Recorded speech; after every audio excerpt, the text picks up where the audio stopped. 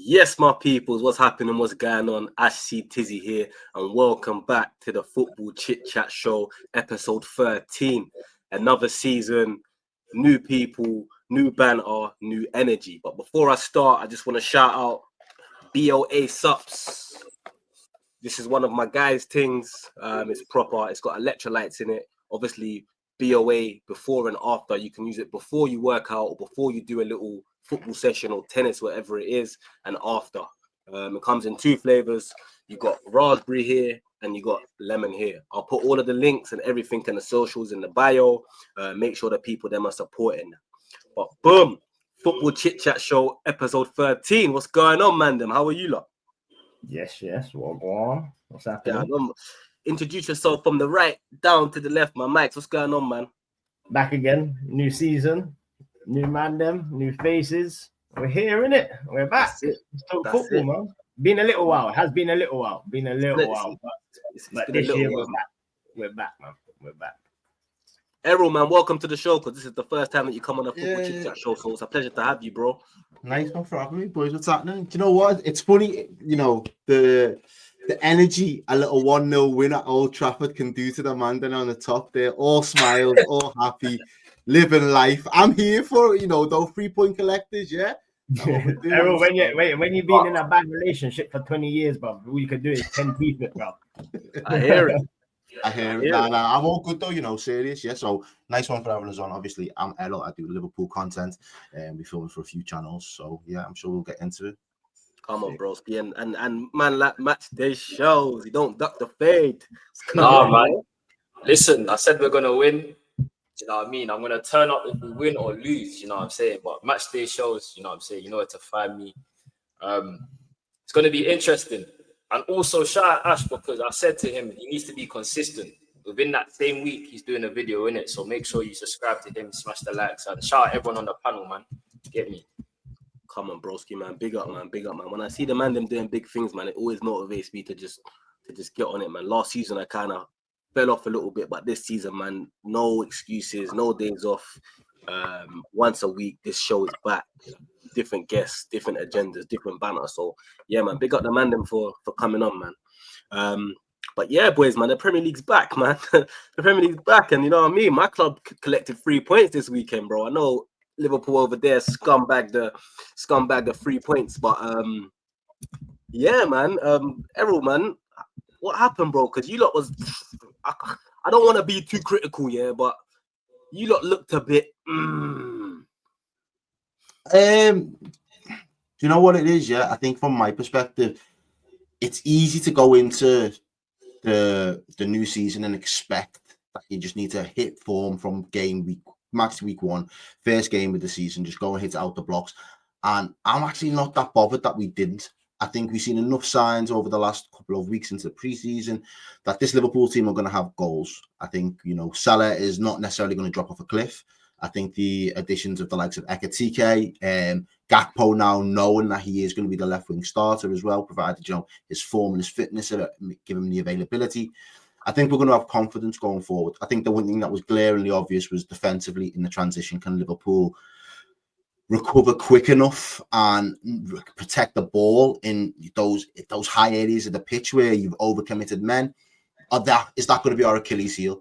And I don't expect that in terms of, I think Slot's a clever man, so I expect him to see it. If we can see it as fans, if the pundits can see it, all the analysts can see it, I expect Slot and his backroom team to have been able to see it to this point, which means that's giving them something to work on. And that was the thing that I said. I don't want us to be flawless from the outset, because if we are, then it means that at some point if it goes wrong, it's going to just catch us all by surprise. I'd rather know, warts and all, what the problems are early into the season so we can address them.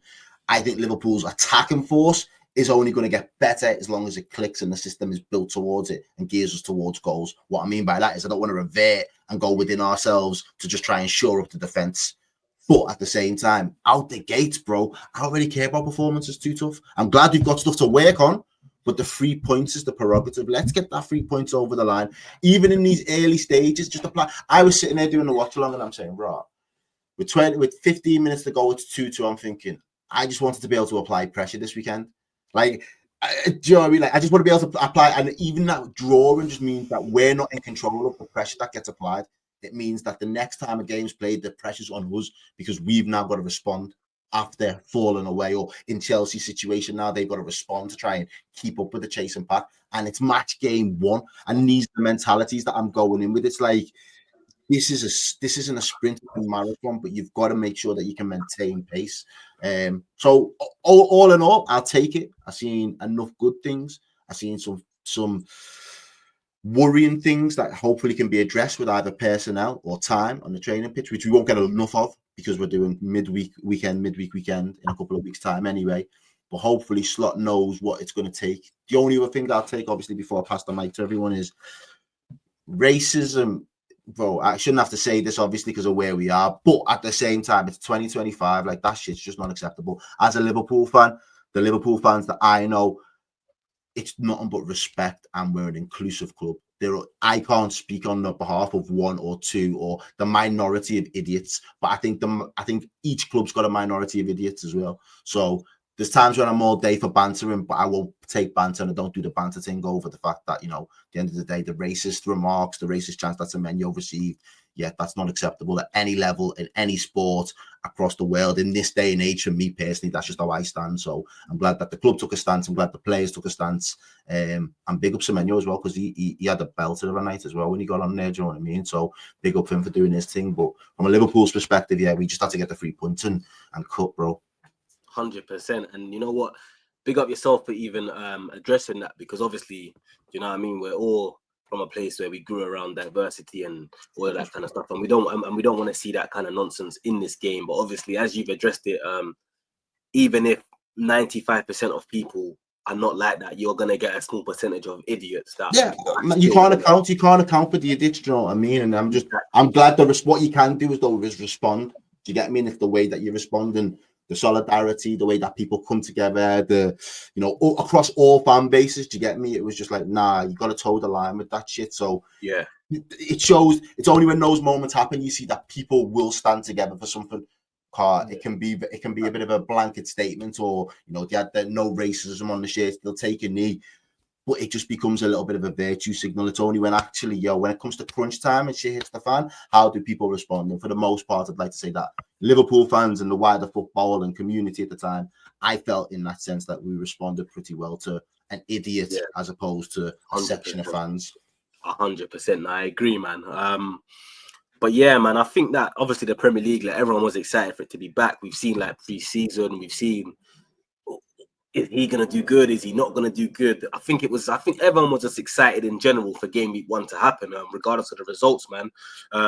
Mike Shells, man, how do you think Game Week 1 went? Not necessarily for your clubs, but just in general. Like, was the expectation, was it met? Do you feel like it was disappointing?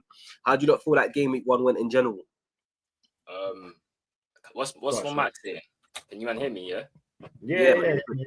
I ain't gonna lie, I was gassed off the first game. Do you know what I'm saying? If that's what we're getting in the Premier League this season, then boy, let's do that. Do you know what I'm saying? Shout out Jota. First of all, as well, I thought that was a nice touch. Rest in peace. You know what I'm saying? Definitely a nice touch from Liverpool. Difficult situation, but they responded. You know what I'm saying? There was some adversity in the game. They're facing adversity all season with what's gone on, an unfortunate situation. But yeah, shout out Liverpool, man. What a game. Do you know what I mean? 4-2. And shout out Bournemouth as well, and shout out Semenyo. If one way you're going to respond to racism, you can go in with your show, or you can put on a blind. Slap up 2 goals. Slap up 2 goals. What are you calling me now? You know what I'm saying? Absolutely. It shows why Bournemouth said that, if it ain't 70 million, then safe. Do you know what I mean? That's why he signed the contract there. But yeah, it was good. It was good to see. Touching on Errol's point as well, Liverpool look open at the back. First game of the season, blah, blah, blah. But it's a different transition now. You've got Frimpong supposed to Trent. Frimpong is a high flyer. He loves to play up on the wing pretty much. That's where he took up his spaces at Bayer Leverkusen. So it's going to be interesting adjusting there. They've had Robertson, who's been one of the best left backs in the Prem for God knows when. Kirkez is a good up-and-coming player. You saw what he done at Bournemouth last season. So that's going to be interesting to see how he adapts to there. Semenyo done his thing against him. Kirkhead is glad you don't want to see him in training no more. Do you know what I mean? But Liverpool, they didn't I thought that was a good battle more than anything else, because I think the damage that Semenyo does is actually when Robbo comes on. And that's when, in terms of like him going on to score the goals and actually running through clean, it was more against Robertson than it was against Kerkez. The one thing I'll give you about Kerkez is, though, he was the not necessarily the weak point, but he was the targeted player on the fullbacks. Yeah. And again, him flying into those tackles was a detriment to what we was trying to do, because that was sending other man's head west. Because we're not like, as a tactic, the rule of thumb for Liverpool's back line has been only go to ground as a last resort. Do you know what I mean? If you've got to pass them on and let it become a 1v1 with Ali, provided that the position's not the worst, we'd rather take that chance and let Ali go 1v1 than you slide, mistackle it, or mistime it, I should say, end up giving a bad foul or a penalty and getting sent off. Kerkez is yet to adapt to that methodology. Kerkez is still coming from the school of, that's what got me so adored and loved at Bournemouth. They loved the fact that I'd crash it on anybody that was trying to get up my wing. And I think that's where he now needs to rein it in a little bit. I don't want to take it all away from him and strip him of that fire that he's got. But I think, to your point exactly, that that was where the challenge came in 1v1 with Semenyo.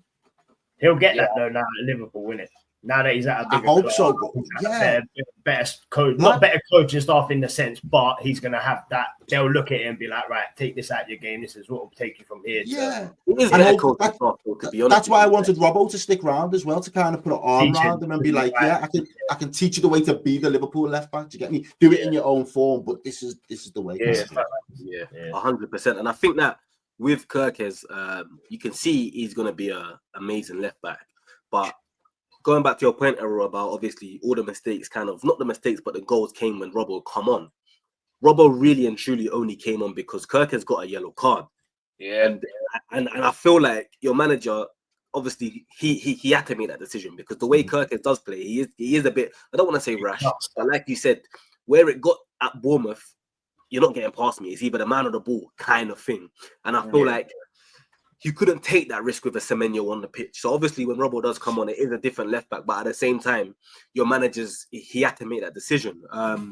Semenyo, amazing player though, man. I had myself Googling after the game, is the guy left-footed, is he right-footed? Because I couldn't even work out what footed this guy was, because he was dribbling with his left and dribbling with his right. And I don't want to get onto Liverpool too much. I don't want to crash it onto you, man, because I think you're gonna have a great season. But Konate looked like he went out the night before, bro.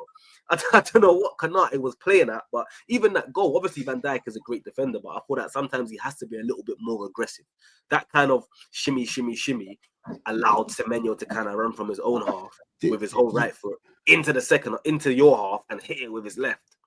And I think that's again that goes back to what Verge is predominantly used to. When people are running at him, usually it's the 9, it's normally the forward that makes that kind of straight run towards him. So the techie dribbling isn't really effective. It's can I knock it past you and beat you with the burst of pace, or can I drop the shoulder and cut it in a little bit and try and open up the space? Whereas Semenyo, to me, I don't know, again, I might be going a little bit early on this, but he reminds me of a Mane. Mane just used to glide past players off the left, off the right, coming through the centre, and he's got the pace and he's got the trickery, so he's just going to beat you. And Verge doesn't come up against those type of, the wingers typically get isolated out wide in our system, and the people that really go through the middle of the time are going to be the late runners from the midfield that sometimes will either ghost past one of the defenders and they get caught sleeping, or it is normally the number 9 through the middle. So the fact that Semenyo's being this kind of unorthodox winger that's then coming in from the wing inside forward and just doing a madness, it's not something that our backline is typically used to seeing. And I think Verge, and especially in terms of the second goal, needs to be more proactive, is what I would say. And in terms of Konate, I just feel like he is somebody that we've seen across the seasons now, whether it's been Klopp or now it's been Slot. He starts slow in terms of getting into the rhythm and the routine of the week-by-week game. So this time last season, Slot didn't start him. Kwanzaa actually started the first game against Ipswich, and it was only because Kwanzaa lost a couple of those early aerial duels that Slot said, "Now I'm going to take out the firing line," and Konate came in. And it was kind of like the rocket that Konate needed up his arse to say, "Woi, if my place isn't safe, I need to be on it." And that's the first example of him being pretty consistent thereafter. So I'm hoping now, as I was saying to as I was saying to Shells before, one of the things that I want to see is, can it be the players that come in or the tactics that get tweaked to do it? And what I mean by the players, if this new Leone kid comes in, or if we do get Mark Gahey, is that enough for Konate to now know I need to raise my game because it's not a given that I'm going to be in the squad? Sometimes he needs to be, it's the carrot or the stick approach with him a little bit sometimes, I think, Konate. 100%, man. Before you go, Max, do you think Konate is going to be there next season, bro? I honestly don't know, to be fair. Like, I've got people around me that think, I think he's still going to stay right there. And I think I wouldn't want him to go by any means, but after the dramas and tribulations of last season, I'm not going to put my, lad, at the end of the day, a Scouser left Liverpool to get me, lad. I'm not putting my house on anyone. That's just going to stay for staying's sake. Like, when Madrid come knocking, I've got to be realistic to that. So anything can happen, but would I want him to go? The answer would still be no, but we've just got, if we get his replacements in now, we'll see how the season pans out in terms of performances.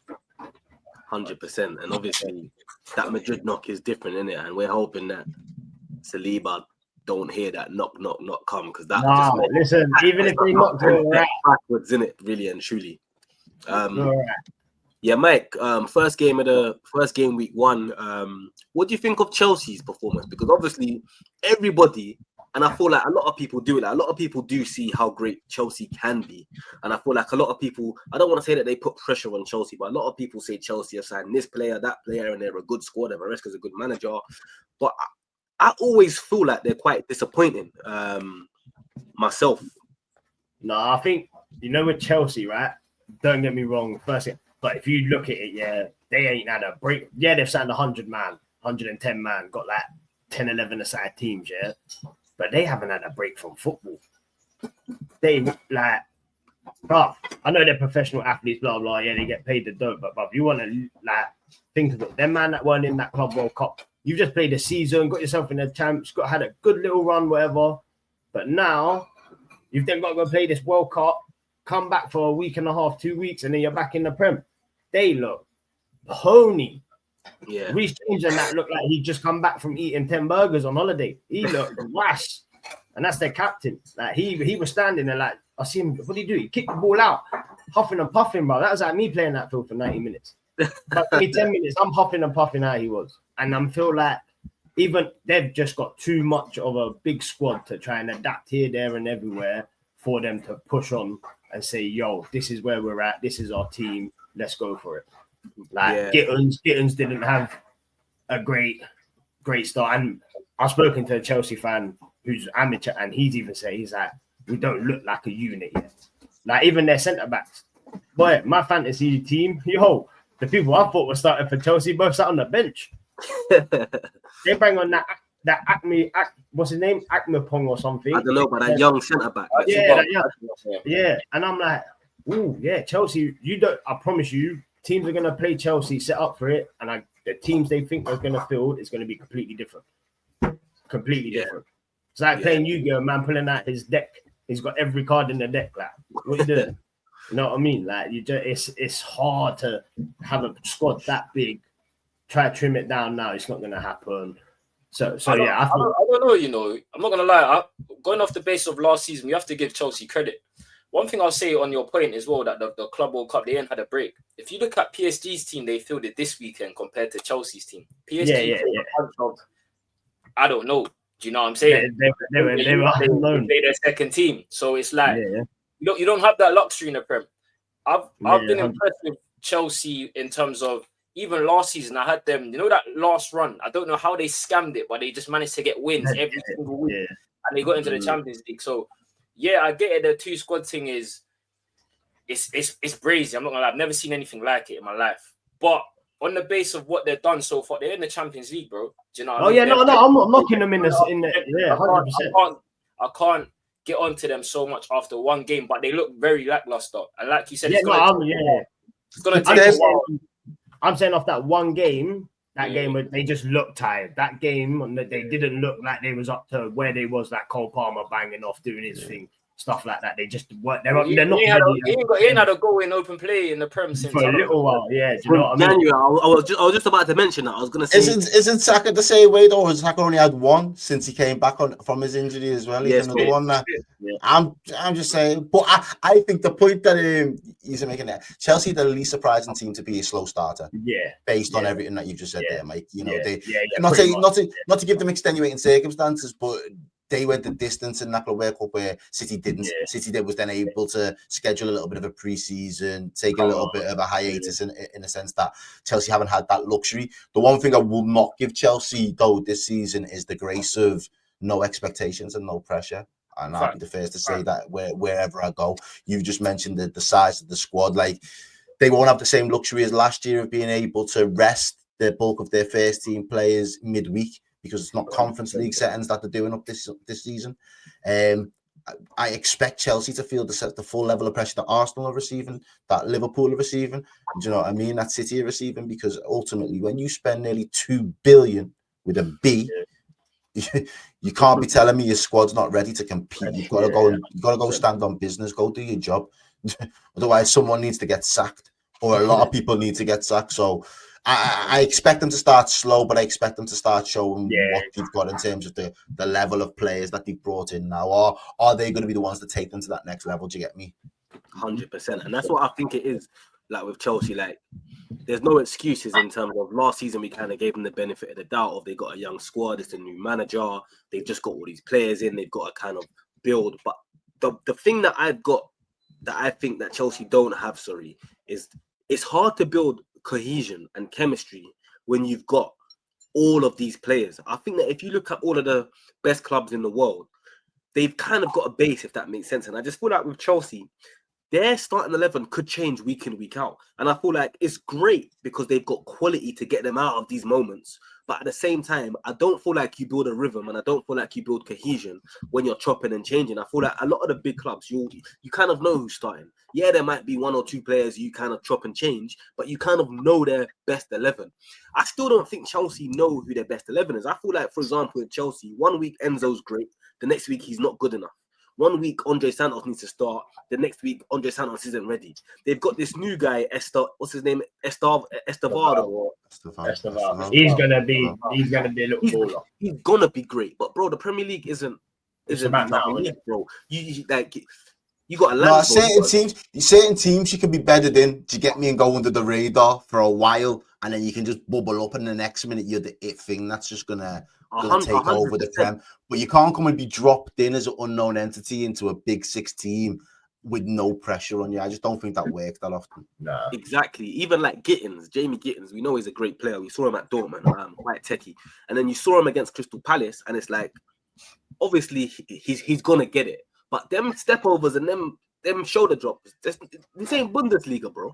Like, not like that, but every fullback is good, bro. In terms of compared to the other leagues, bro. You can go to La Liga and Bundesliga and the fullbacks are kind of average.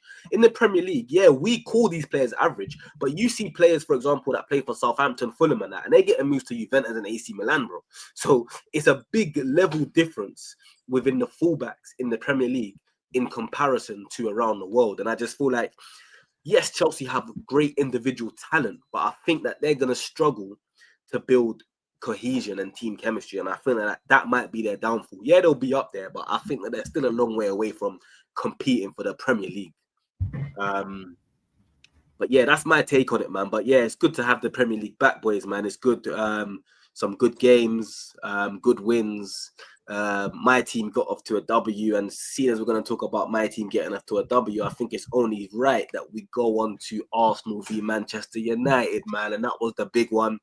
That was the one that was spoken about as soon as the fixtures landed. A lot of Man United fans came with chest. A lot of Man United fans came with bets. A lot of Man United fans are in debt right now. A lot of Man United fans. A lot of Man United. I'm one of them. Sorry, Ash, I'm one of them. But yeah, no, that's cool, broski, man. Listen, I get it, man. I fully understand it, but I feel like a lot of Man United fans told us that we don't come to Old Trafford and win. Amarin hasn't had a full season. Wait for Amarin to have a pre-season of Man United. Wait for Amarin to kind of get the players he's got in, which he has. And United looked great. They looked amazing. They looked gorgeous almost. But it's the same result. So for me, there definitely are some positives to take for Manchester United, but I feel like exactly what Roy Keane said, and obviously we've gone back and forth about this in the group chat, but as Roy Keane said, I feel like you can't really be celebrating a loss As in, like, obviously, yes, as fans, you have to take positives from a loss and a result, but I feel like that's how far the standards have fallen for Man United now, that you look at games that you lose and you almost look at, you know what, we didn't win, but we played great. And Man United have never, ever been a performance-based club, bro.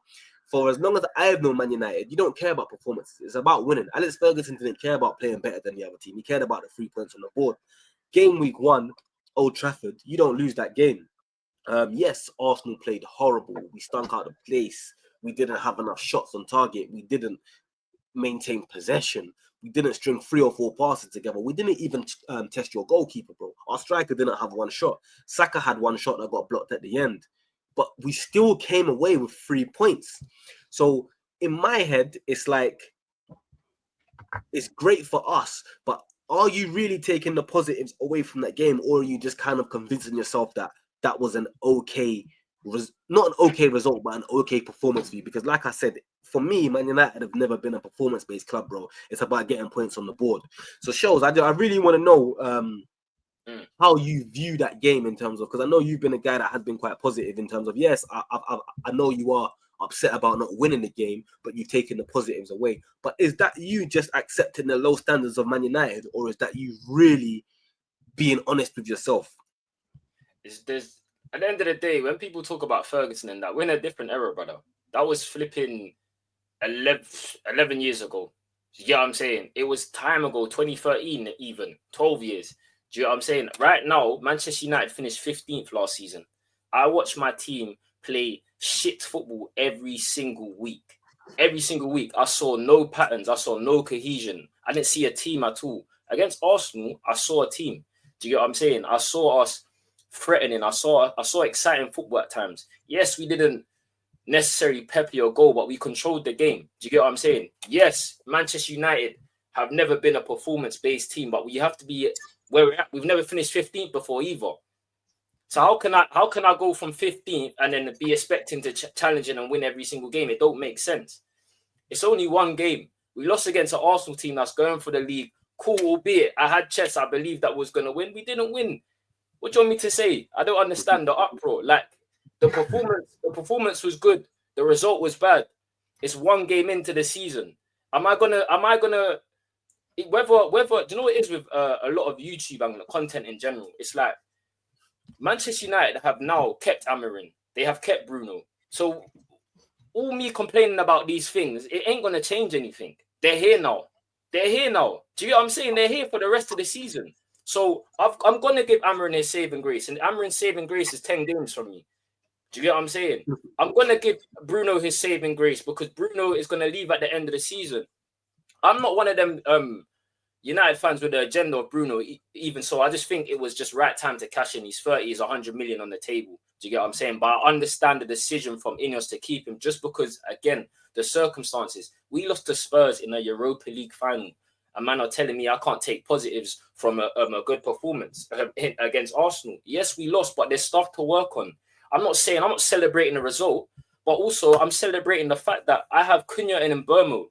Last season, I had flipping Garnacho and Højlund. You saw the quality difference. Do you know what I'm saying? Let's be real. You, man, when you saw Cunha and Mbeumo on the ball, you was like, yo, do you know what I mean? I didn't see that last season. I know we're going to be all right on just the basis of that performance. So, yes, I'm going to take it because our next game's Fulham. Then the game after that's Burnley. Losing to Arsenal, bruv, it's always the worst thing. I'm a London United supporter. Do you know what I'm saying? I see more of these men than Liverpool. And I hate Liverpool more. Do you get it? So it is what it is, bro. Because I was just gonna ask you something then. And I made this argument last night on the Race for Europe show. Yeah.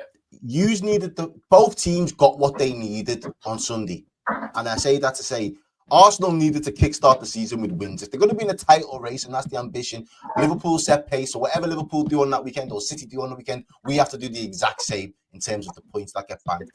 United, on the other hand, if you would have got the points, it might have papered over cracks that, not saying already exposed from the Man United side of things, but you might have thought, okay, if we can go toe-to-toe with Arsenal, if we can follow up with another couple of results, we could be on the way to climb the table, and leapfrog teams.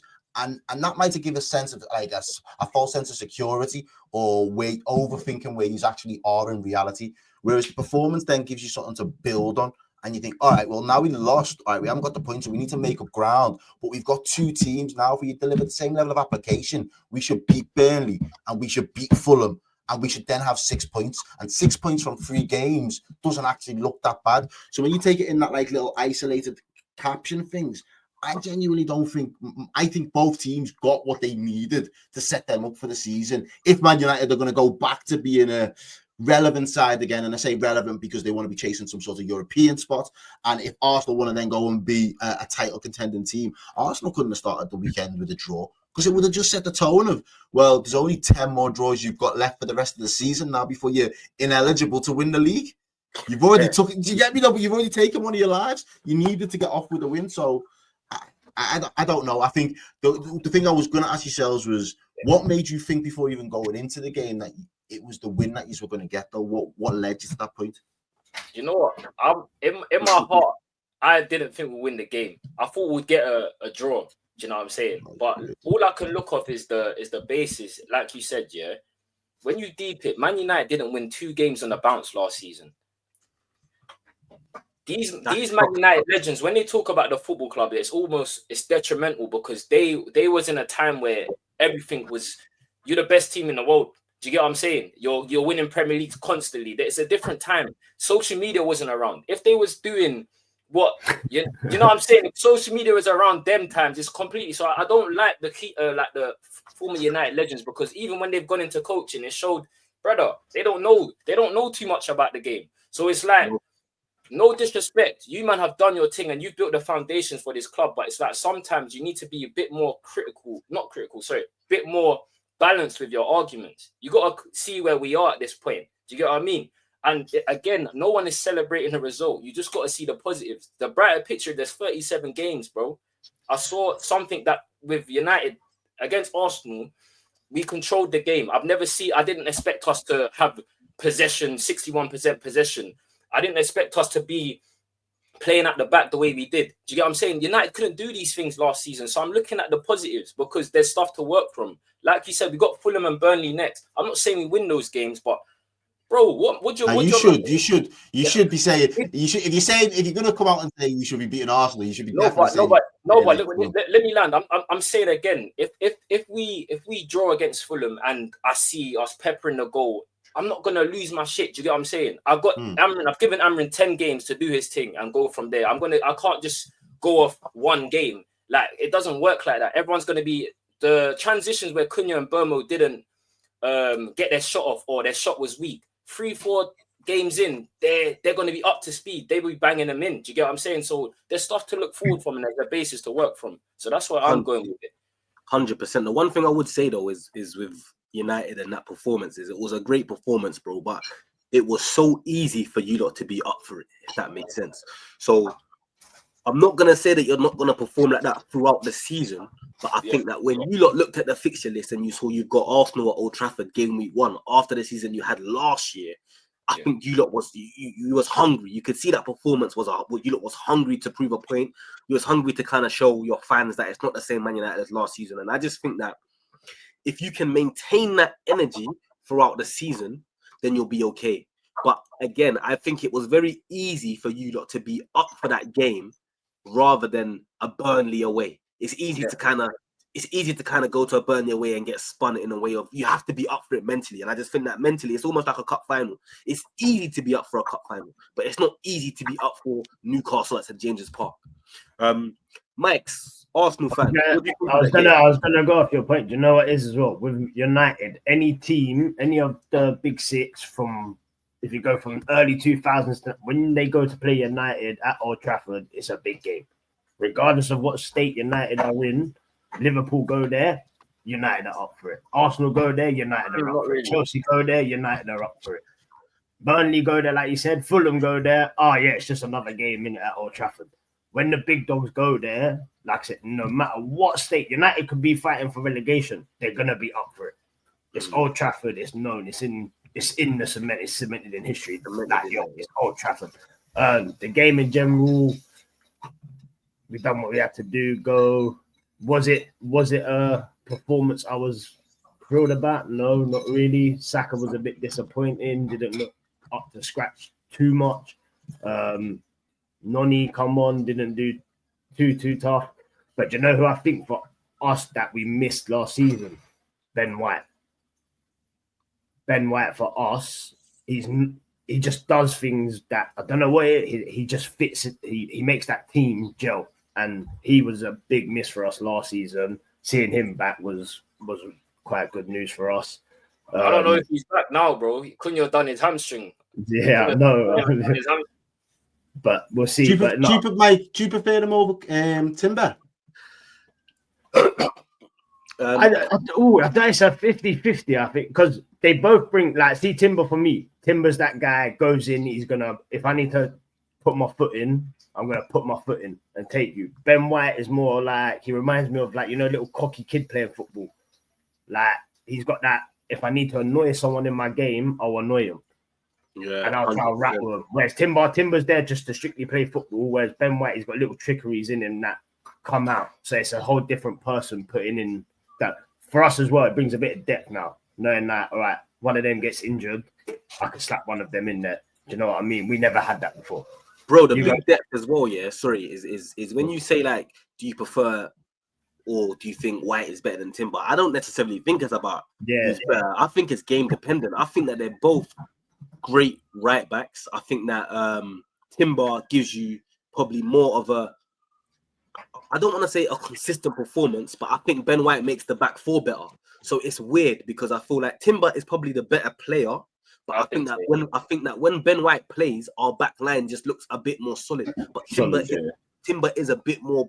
He's I don't want to say he's better than Ben White, but I prefer Timber. But I just think it's just game dependent, and I think that the fact that we was able to take off our right back and left back against Man United and put on Lewis Skelly and Timber.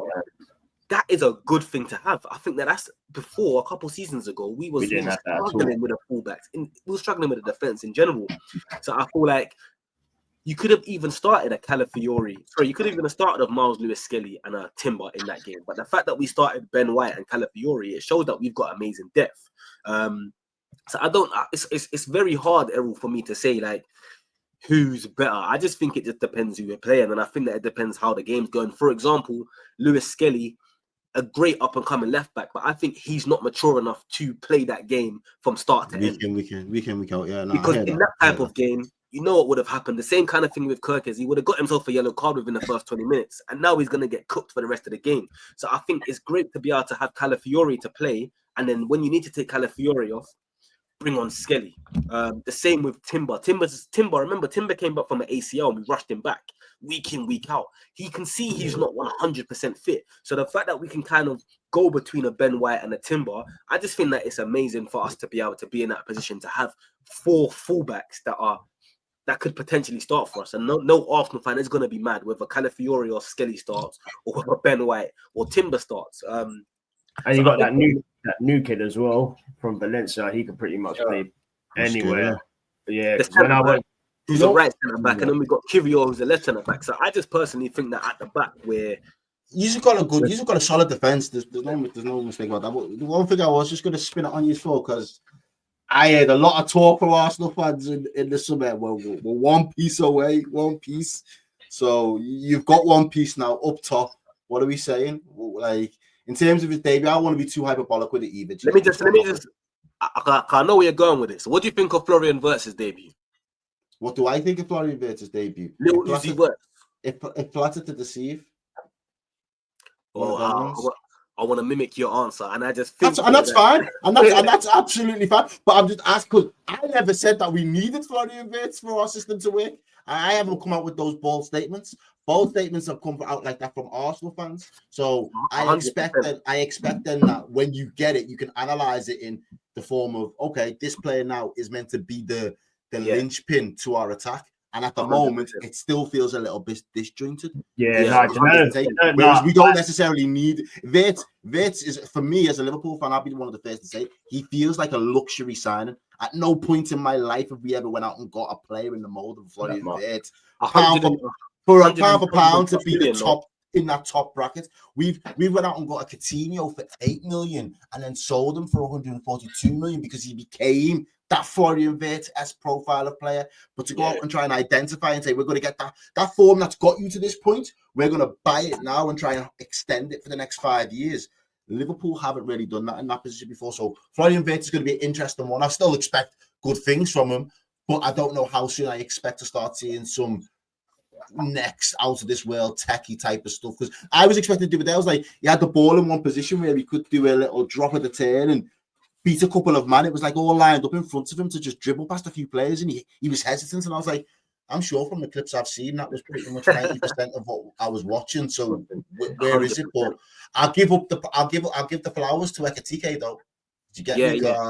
Errol, sorry, before you go, I was gonna say he was my first choice at United. I think bro. I watched him. I just like when you're 6 foot that and you move like a winger, bro. That's my type of player. Do you get what I'm saying? His link up play. I'm not gonna overgas it because it's his first game, but he saw his quality against Palace as well. But I think he's a real player, and that's surprising. He's unknown quantity to me, so everything he's done has been a surprise because I can't actually say I remember him playing football at all until he's gone and kicked ball for Liverpool this season. So I'm excited because I'm like, right, this guy looks like he's got a little bit of a ball in him. Like he doesn't seem phased in front of goal. He seems calm, but he looks serious. But listen, let me not duck the fade anyway, Errol, because obviously I tried to duck a little something and try to swing it onto you in it. But respectfully, let me be completely honest. With the way Gyökeres plays, Sporting played to his strengths. Sporting was almost set up for Gyökeres to score goals. With the way that they played, with the way that they countered, with the way that they had the ball, it was set up for Gyökeres. I think that the reason why we wanted a Benjamin Sesko and why we've been looking at him for 2 or 3 years is because the way Sesko plays is probably more suited to the way we play now. I think that the issue that we've got at the moment now is we've brought in a striker that is just a goal scorer. He don't really want to get involved with the play. His technical ability isn't necessarily the greatest, but we was almost looking at a striker for 2 or 3 years who can kind of drop, who can kind of build up the play, who can kind of set up Saka, who can set up Martinelli. And I think that because obviously we've got in Andrea Berta from Atletico Madrid, and he said, you know what, Sesko, we don't want to pay that much money. We're going in for the guy who's hot right now, who's scoring goals in the Gyökeres. I think that now what's going to have to happen for us is for us to get the best out of Gyökeres, we've got to change the way that we play in a way, because if you looked at the way we played against Man United, bro, we didn't have one-on-one. That was what I was going to follow up on. Is it which way round is it going to be? Are you going to adapt your game to his strengths, or are you going to expect him to adapt and try to get the best out of I don't think, if I'm being completely honest, I don't think he's got the technical ability for him to adapt to the way that we play. If I'm being completely honest, I've looked at him, I've watched clips, I've seen him play 90 minutes a couple times. He's a very good goal scorer. You get him in front of the goal, he'll score goals, but I don't think he's technically good enough to do what we want him to do. So I think it's going to be more of a thing now, whereas Saka, Odegaard, and whoever plays on the left start feeding him. Is going to have to feed him more and find ways to feed him more and be a bit more direct. We're a kind of team that want to get the ball and nick, striker comes in, wingers go out, nick. He's not really going to do that. And I think it's kind of similar with Haaland. I think you get what you get. Because Haaland scores so many goals, people don't really care for his technical ability or his link-up play. And I think that the unfortunate thing with Gyökeres now is he's just got to score goals to kind of X out everything else that he's not good at. He ain't the best technically. Also as well, I don't want to make no excuses for him, bro, but he ain't had the best pre-season. So he hasn't been with us for the whole of pre-season to kind of build with us. He kind of was on strike for a little bit. He came over, he's had a couple training sessions, and that's it. He's kind of had to learn that way. If you listen to how players or footballers come out and talk about the way that Arsenal play, we play football quite quick. So we zip it from left to right, left to right, left to right quite quick. I don't think Gyökeres is that kind of a striker that can adapt to that. So I think that for us to get the best out of Gyökeres, we have to adapt to him. But I personally think that he'll be all right, man. I think, like Shells has said many times, it's game week 1. I think all three of us have had new strikers coming. I think they'll all put up decent numbers this season. Considering, I think because what between the three of them, Benjamin Sesko, Cunha, and Bueno, they get 49 goals across the league, their leagues respectively. Man, you only got 43 last season or something, 42, 43, something like that. Like, I think those two providing him service over the long run will bear fruit. And I think he's actually going more towards a 2, if I'm being honest, by the end of the season, Arsenal. I think it'll be more of a situation of trying to get the best out of Saka and Gyökeres. I think whether it's going to be Martinelli or Trossard, I know he's meant to have penned a new deal. I think there's probably not going to be anybody else that comes in, and they're going to have to sacrifice some of their output for the benefit of the overall team, and that output will directly go to. The one that I worry the most about is probably in my own case, and Hugo Ekitike, in terms of it'll be in Liverpool, certain type of players come in and can do well being the Divock Origis of this world and have a little bit of quality, but they can come and bring it in off the bench, and with 15 minutes to go, they can just give you some magic. I don't know if Ekitike is going to be that mold, but that might be the halfway for him right now in the next 12. If we get Isak, I can imagine he's not going to be the go-to number 9 every week, which is mad. Sorry to interrupt you again, Eric. Ekitike can play off the left, bro. And that's what I'm hoping. So this is the saving grace. I hope that between him and Cody Gakpo, that's where Slot sees him having that level of consistent rotation. You'll consistently be in the team once a week, whether it's through the middle or through the left wing starting. Yeah. That's what I'm hoping for. But at the same time, if it's him through the middle, I'd like to see him get his chance to get some goals as well, because it makes sense because Isak plays with Gyökeres. It's not like he can't play in a 2 up front. Up top, you might do a 4-2-2. Do you know what I'm saying? With a 2, because you might play Florian Wirtz slightly as a left 10 type. You know what I'm saying? Salah the other way, and then you've got Gravenberch, you've got Szoboszlai, you've got McAllister sitting there, and then them two doing it. To have, you know what I mean?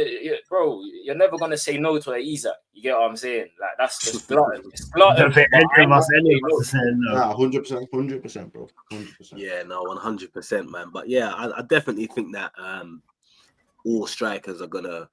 They're gonna eat this season, bro. The strikers are gonna eat, bro. They're not isolated on their own. It's not like in past times where you've just got one striker and they've had not on either side of them. Man, you've got Cunha and Mbeumo, you've got Saka and whoever else next to them. We've got, they're gonna eat. Yeah, 100%. Boys, the last thing I just want to get into, because obviously the time is going, man. The conversations are flowing, but that's how it goes when you're talking about football, man. Just the last thing I want to get into before we go is the PFA Team of the Year, boys. What do you boys think of it? I can give you who it is now. Team of the Year. Who have we got in there? I know there's a couple of Arsenal boys in that team, man. Have you got it? Liverpool. It's mainly Liverpool. No, have you got it, Errol, there, yeah? I've got it, yeah. I've seen it as well. So we've got Matt Sells in goal. Yeah. Kirkes, Saliba, Gabriel, Van Dijk. Declan Rice, Gravenberch, McAllister, Salah, Isak, and Chris Wood. What do we think of that? Is there anyone that should have been in there that isn't? Is there anyone that's in there that should have? Let's start at the jump. Everyone's gonna go straight for Chris Wood. What's he doing in there? Oh, bro, he had a good season, bro. He had a good season. I'm not gonna lie.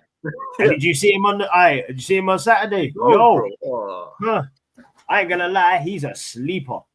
Fantasy, all of that. Slap Chris Wood in your team. He's not even a sleeper no more. Everyone knows about. Mike, see this though. Yeah, the same thing with Wood. Yeah, is what's happened with Wood is Forest have now adapted to him. His play, that's what we need to do. That's why he's scoring goals. Before that, he looked a bit. Everyone was like, "Is he?" But now Forest have adapted to him. He's just scoring goals for fun, and that's the same thing of what we need to do with Gyökeres. 100%. Good point. Saliba, Gabriel, Van Dijk, and Kirkes. I can't really think of anybody else. I think that should have been in that back line, to be honest with you. Fair. I was going to say the kid from Bournemouth, obviously they've gone now, so obviously all the kids that have they've not been nominated. But he had another good season as well. He had a good season. Gravenberch, McAllister, and Declan Rice.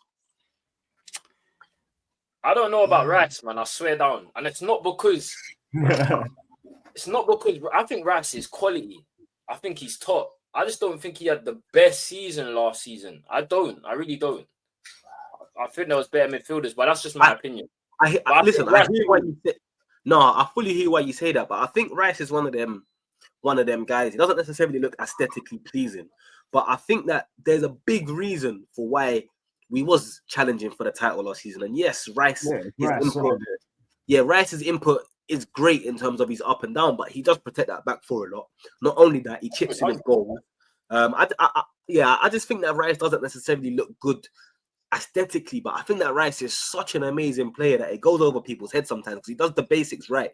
Not only that, I think that his recovery to eat up grass and to get back is unmatched. And I think that he protects that back line so much. So for me, I hear what you're saying in terms of you don't think Rice, but I think Rice deservedly got it. Obviously, the Champions League is not Premier League, so I don't want to necessarily talk about them two amazing free kicks that he scored against Madrid. But I think that you take Rice out of our team last season and we don't finish second at all. No way. Obviously, you could say that about anyone on our back line, but I think that Rice is a midfielder that he's there playing 38 games out of 38, bro. He's playing 90 minutes. He's running. He does the work that doesn't get seen. No, trust me, I'm not downplaying Rice's importance to Arsenal, bro. I'm fully aware of it. Do you know what I'm saying? Honestly, like I know what Declan Rice brings to Arsenal, 100%. I'm just saying off the basis, and I think there was just a better midfielders last season. Declan Rice is top, bro. Trust me. So if you're not having Rice, who you having? I told you, man. I thought Caicedo. Last season. I don't know why does it, bro? This misconception about Caicedo being bro. He never had a better season than Rice, though, bro. That's fair, but it's your opinion. It's my opinion. We turned them over 5-0 last season, bro. Rice played against Caicedo. One game don't dictate that, and you're asking me who I said in it. You can have the opinion of Rice. I'm just saying, me personally, I thought Caicedo what he brought to Chelsea, and when I watched Chelsea, the way man just say the shin kicker. Just watch Caicedo. I'm telling you, bro. He's way more than that. Do you know what's mad though? I think, and I'm not saying Caicedo or Rice in this, but everyone tells me that the Newcastle midfield is the best midfield in the league. Yet not one of them was nominated, or I'm not saying nominated, but not one of them have made it into that PFA. So are they just the best unit as a trio? If you take one out, do you know what I mean? Like the others don't stack up because individually they don't compound to being the best in the same way. But as a collective, everybody tells me the best midfield in the Premier is that Newcastle midfield: Jolinton, Guimaraes, and Tonali. Yeah, 100%. No, I think you're right. I think is a bit of a mad one to get me for them to not have appeared in that after the season they had, getting Champions League football, winning the first trophy in the first time in 70 odd years. Do you get me? If Isak's in there, and again, obviously a striker is going to be judged by the output of the goals, I'd expect there to have been some conversation for one of them to be, or at least their best one. I don't know who Newcastle fans think their best. I think Bruno G is their best one. I think you make a great point, Aaron. I'm not going to lie to you. That's you have more of an argument than I do. 100%. But I think exactly as you said, like I think as a unit they're great because if you look at what it is, you look at us last season, we played against them as a unit and lost. We played against them again without their unit and we beat them. And I feel like as well is that Joe Linton, for example, is he's the bully. He's the enforcer, lad. He's an enforcer, bro. Yeah, he's there. I ain't gonna lie though. He gets leeway with the ref too much. The maddest leeway, bro. What did he call it in hockey? Is he like there's a term for them in hockey where you just send some man on to just when the scrappers, when they come scrap man, they just that's him, bro. You deploy him as that guy, bro, 100 times. 100%. They've got a runner. They've got Tonali runner. They've got a bit of tech with Bruno G, and then they got security man. Bounce off from Magaluf ship. I'm coming. I've got no badge, but I'm coming. Yes, so as a free, I think that they are the best as a unit. But I think individually, I don't think that they compare. Like I think if you put them into other squads individually, I don't feel like. Obviously, they are great players, but I don't feel like it would work as great as it has. They've built. It's like that PSG midfield. That PSG midfield doesn't work in other clubs individually. But as soon as you put them together, they just gelled. It gels, isn't it? And we're obviously, we're giving them a little we're miscrediting them a little bit though. Tonali played for AC Milan. That's not a joke club. He was a captain of their club. He plays for Italy national team. I know they're not what they were, but still, Bruno Guimaraes is now in the Brazil fold as well. I think he's more than just a steady Eddie. I think Bruno Guimaraes is quality. Whenever I watch him, I'd have him in United's midfield. There was a point where Arsenal wanted him before when he was at Lyon. I'm not saying these men are stepping to Rice and the lot, but I feel like we're miscrediting them a bit. I feel like they're a lot better than what we're giving off. No, I hear it and I respect it. But yeah, up top we've got your Salah. Obviously, I think that there's no questions there. Freak season, freak player. Don't think he looks aesthetically great as well, but his numbers say everything. Alexander Isak, joke of a striker, really and truly. I'm still hoping that come the end of the window, he's either at Newcastle or he ends up in Saudi. I don't want him to go to Liverpool because I know that. Oh, sorry to interrupt. Are you seeing this Isak thing that's just dropped? No, breaking news. Bro, see how life works. You see how life works. Bro, this isn't what I think it is, but this is he's just dropped something because of the PFA, so allow me to read it. Yeah, I'm proud to be recognized by my fellow professionals with a place in the PFA's Team of the Year for the 2024-2025 season. First and foremost, I want to thank the teammates and everyone at Newcastle, who supported me along the way. I am no longer at the ceremony tonight with everything that's going on. It just didn't feel right to be there. I've kept quiet for a long time while others have spoken. That silence has allowed people to push their own version of events, even though they know it doesn't reflect what was really said and agreed behind closed doors. The reality is that promises were made and the club has known my position for a long time. To now act that these issues are only emerging is misleading. When promises are broken and trust is lost, the relationship cannot continue. That's where things are for me right now, and why change is the very best and why change is in the best interest for everyone, including myself. Alex Isak. But the thing is, though, Eddie Howe come out and said that I'd take him back and reintegrate him into the team. So who's he lost the trust with? I don't think it's with Eddie Howe. No, probably isn't with Eddie Howe. Yeah, I probably agree with you there. It's probably I don't think it's with Eddie Howe and the actual. I think it's these men above. It's the owners. It's the same thing as Jukerman. But this is a conversation now for another day. This will go on. This will go on for another 30 minutes. I ain't gonna lie, boy. I got the food cooking on the thing and it's smelling nice, bro. This is what I'm saying. So, man, them. Hey, we're loading over these ways. Might have to do a little reaction video while I'm in the studio. Now, man, them, it's been a pleasure as always, man. But Mike's, man, let them know where they can find you and what they can expect from you, man. Yeah, we're back. Not lacking this season, week in, week out, and we're gonna have some content on here. But yeah, Twin Breaks _ Mike on Instagram. Get at me on there. All the information will be in the link below, yeah, man. But yeah, all my socials, Twin Breaks _ Mike. Get at me on there. Shout me, man. Shout yourself out, Max, man. Thanks for coming on, man. Errol, man, it's been a pleasure for you to come on, man, and I hope that you can come on more often, man. Yeah, man, it was good talking football with you today, man. I appreciate it every time, boys. Thank you for having us. And I'll say pick up everybody on the show. Everybody watching on playback, comments, drop likes, subscribe to everybody as well. Make sure you're doing the hard work that everyone else is putting in. So that's what we do. We build these communities up. And for me, it's just Redmen at the minute, to be honest with you. That's where I'm pumping out a lot of my content at the moment. So I'll be doing home game match alongs, 12th man as well with the likes of Dan Potts and a couple of other characters on there. And yeah, I've got the show on the Redmen, Red Cartel on a Friday night, 7:00 settings, Liverpool, Arsenal, United fans. Kind of like this has been tonight a little bit, you know what I mean? Similar vibes. So just chatting with the man then. So yeah, that's where you'll catch me. And then it's Errol015 on all socials. That's it, broski, man. Blessed for coming on. And Shells, man, respect for coming on, bro. Shells, listen, my bro, Shells don't duck no fade, bro. That's why I always have to respect him. Bro, man's here, bro. So yeah, man. Shells, where can they find you, bro, man? Easy on me. You took it easy on me. I can't lie. You know what I'm saying? I can rest. No. Pull up to the cartel. Pull up to the cartel on Friday, Akid. We'll look at I'm there. Man. I'm there. We'll link up in the group chat. But yeah, match day shows, match reactions, transfer news, everything Man United and more. I'm not just gonna cover Man United. That's why it's match day. You get me? But yeah, big up. Thanks for having me. Make sure you smash the like, subscribe to all the man them, and yeah, man. In the next one, innit? Yeah, man, that's it, man. And people, everyone's information will be in the bio, man. Make sure you like, comment, subscribe, and share it, man. But man, it's been a pleasure, man. I'll catch you lot in a bit. Peace. Peace.